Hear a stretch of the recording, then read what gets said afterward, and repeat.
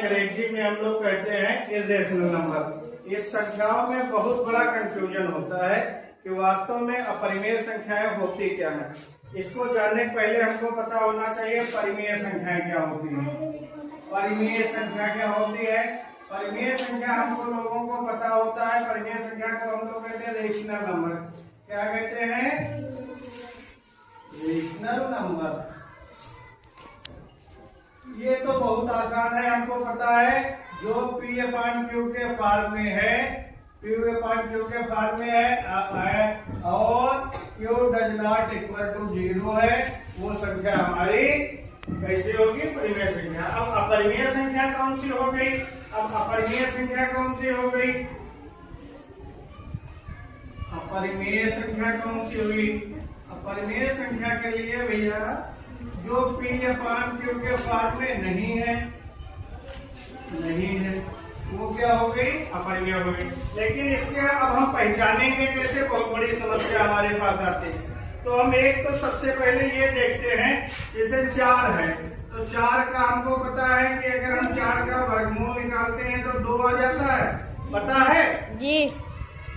अगर हम 3 का वर्गमूल निकालते हैं तो ये कोई पूर्णांक नहीं मिलता है, हमको पूर्णांक नहीं मिलेगा। क्या नहीं मिलेगा? पूर्णांक नहीं मिलेगा। तो अब अपरिमेय संख्या के लिए क्या होगा? एक तो वो संख्याएं होंगी कौन सी?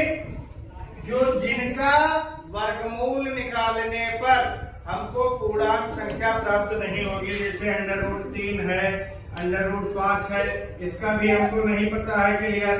√7 है, इसका भी हमको क्लियर नहीं पता है।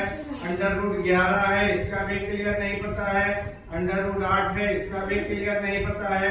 √13, ये ऐसी जो संख्याएं होंगी, ये सारी संख्याएं क्या हो जाएंगी?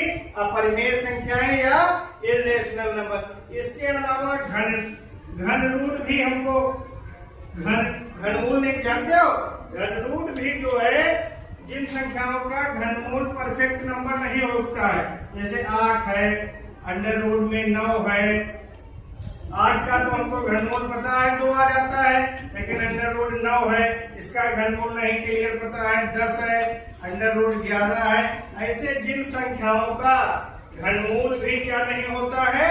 पूर्णांक नहीं होता है। घनमूल भी क्या नहीं होता है? घनमूल या क्यूब रूट, इसे अंग्रेजी में कहते हैं क्यूब रूट। ये क्या नहीं होता है? पूर्णांक। ये पूर्णांक प्राप्त नहीं होता है। पूर्णांक नहीं होता है। वो संख्याएं क्या कहते हैं?